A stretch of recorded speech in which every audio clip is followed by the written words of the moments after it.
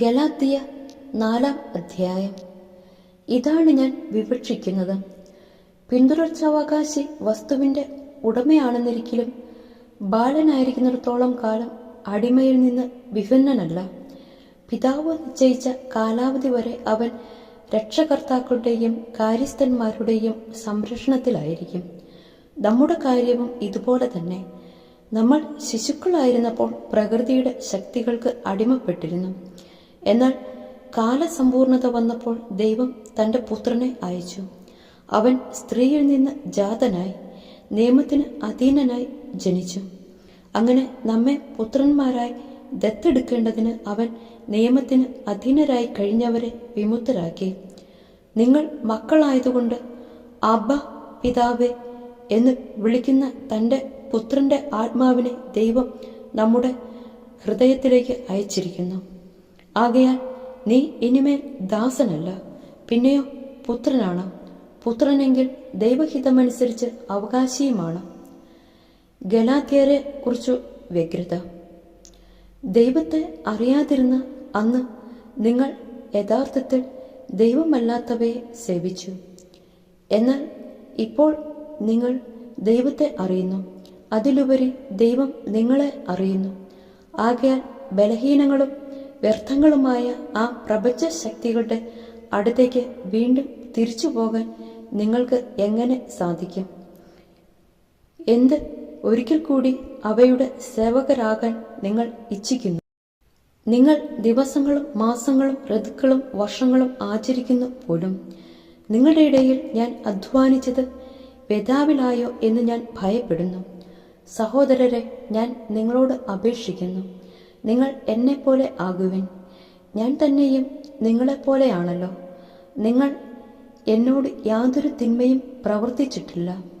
ഞാൻ ആദ്യമേ നിങ്ങളോട് സുവിശേഷം പ്രസംഗിച്ചത് എനിക്ക് ശാരീരിക അസ്വസ്ഥ്യം ഉള്ള അവസരത്തിലാണെന്ന് നിങ്ങൾക്കറിയാമല്ലോ.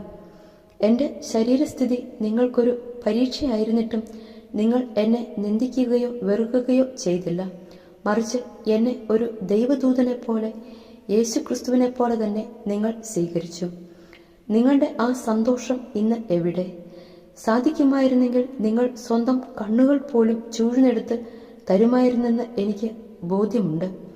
അങ്ങനെയിരിക്കെ നിങ്ങളോട് സത്യം തുറന്നു പറഞ്ഞതുകൊണ്ട് ഞാൻ നിങ്ങളുടെ ശത്രുവായി എന്നോ? അവർ നിങ്ങളിൽ താല്പര്യം കാണിക്കുന്നത് സതുദ്ദേശത്തോടെയല്ല, മറിച്ച് നിങ്ങൾ അവരിൽ താല്പര്യം കാണിക്കേണ്ടതിന് നിങ്ങളെ ഒറ്റപ്പെടുത്തുകയാണ് അവരുടെ ലക്ഷ്യം. നല്ല കാര്യത്തിൽ താല്പര്യം കാണിക്കുന്നത് ഞാൻ നിങ്ങളോടൊത്ത് ഉണ്ടായിരിക്കുമ്പോൾ മാത്രമല്ല, എല്ലായ്പ്പോഴും നല്ലത് തന്നെ. എൻ്റെ കുഞ്ഞുമക്കളെ, ക്രിസ്തു നിങ്ങളിൽ രൂപപ്പെടുന്നതുവരെ വീണ്ടും ഞാൻ നിങ്ങൾക്ക് വേണ്ടി ഈറ്റുനോവ് അനുഭവിക്കുന്നു. ഇപ്പോൾ നിങ്ങളുടെ ഇടയിൽ സ്നേഹിതനായിരിക്കാനും എൻ്റെ സംസാര രീതി തന്നെ മാറ്റാനും സാധിച്ചിരുന്നെങ്കിൽ എന്ന് ഞാൻ ആഗ്രഹിക്കുന്നു. എന്തെന്നാൽ നിങ്ങളെക്കുറിച്ച് ഞാൻ അസ്വസ്ഥനാണ്. ഹാഗാറും സാറായും. നിയമത്തിന് വിധേയരായിരിക്കാൻ അഭിലഷിക്കുന്ന നിങ്ങൾ എന്നോട് പറയുവിൻ, നിങ്ങൾ നിയമം അനുസരിക്കുകയില്ലേ? എന്തെന്നാൽ ഇപ്രകാരം എഴുതപ്പെട്ടിരിക്കുന്നു, അബ്രാഹത്തിന് 2 പുത്രന്മാരുണ്ടായിരുന്നു. ഒരുവൻ ദാസിയിൽ നിന്ന്, ഇതരൻ സ്വതന്ത്രനിൽ നിന്ന്. ദാസിയുടെ പുത്രൻ ശാരീരിക രീതിയിലും സ്വതന്ത്രയുടെ പുത്രൻ വാഗ്ദാനപ്രകാരവും ജനിച്ചു. ആലങ്കാരികമായി പറഞ്ഞാൽ ഈ സ്ത്രീകൾ 2 ഉടമ്പടികളാണ്. ഒരുവൾ സീനായ് മലയിൽ നിന്നുള്ളവൾ. അവൾ ദാസ്യവൃത്തിക്കായി മക്കളെ ജനിപ്പിക്കുന്നു. അവളാണ് ഹാഗാർ. ഹാഗാർ അറേബ്യയിലെ സീനായ് മലയാണ്. അവൾ ഇന്നത്തെ ജെറുസലേമിന്റെ പ്രതീകമത്രേ. എന്തെന്നാൽ അവൾ തൻ്റെ മക്കളോടൊത്ത് ദാസ്യവൃത്തി ചെയ്യുന്നു. എന്നാൽ സ്വർഗീയ ജെറുസലേം സ്വതന്ത്രയാണ്. അവളാണ് നമ്മുടെ അമ്മ. എന്തുകൊണ്ടെന്നാൽ ഇപ്രകാരം എഴുതപ്പെട്ടിരിക്കുന്നു, അല്ലയോ പ്രസവിക്കാത്ത വന്ധ്യേ, നീ ആഹ്ലാദിക്കുക, പ്രസവവേദന അനുഭവിക്കാത്ത നീ ആനന്ദിച്ച് ആർപ്പു വിളിക്കുക. എന്തെന്നാൽ ഭർതൃമതിക്കുള്ളതിനെ പരിത്യക്തയ്ക്കാണുള്ളത്.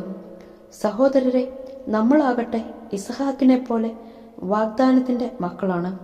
എന്നാൽ ശാരീരിക രീതിയിൽ ജനിച്ചവൻ ആത്മാവിൻ്റെ ശക്തിയാൽ ജനിച്ചവനെ അന്ന് പീഡിപ്പിച്ചു. ഇന്നും അതുപോലെ തന്നെയാണ്. വിശുദ്ധ ലിഖിതം എന്താണ് പറയുന്നത്? ദാസിയെയും അവളുടെ പുത്രനെയും നിഷ്കാസനം ചെയ്യുവൻ. എന്തെന്നാൽ ദാസിയുടെ പുത്രൻ സ്വതന്ത്രയുടെ പുത്രനോടൊപ്പം അവകാശിയാകാൻ പാടില്ല. സഹോദരരെ, അതുകൊണ്ട് നമ്മൾ ദാസിയുടെ മക്കളല്ല, സ്വതന്ത്രയുടേതാണ്.